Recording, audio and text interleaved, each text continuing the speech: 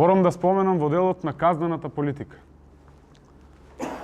Ќе ги намалиме казните во Република Македонија. Односно, прво ќе има предупредување, па после казна.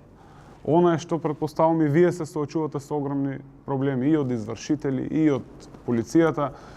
Тоа е во ред да постои како одредена мерка за непочитување на одреден закон. Но пред се мора да има предупредување. Сите сме луѓе на крајот на денот. Во делот на горивата треба да претендираме да субвенционирање од државата за секој потрошено литро на гориво или остварен приход од тековната година за такси превозници. Не може да важат истите правила и за патничко возило, односно јас или некој друг граѓанин се луксузира со своето возило и вие кои што вршите дејност со патнички моторни возила да бидеме на исто ниво.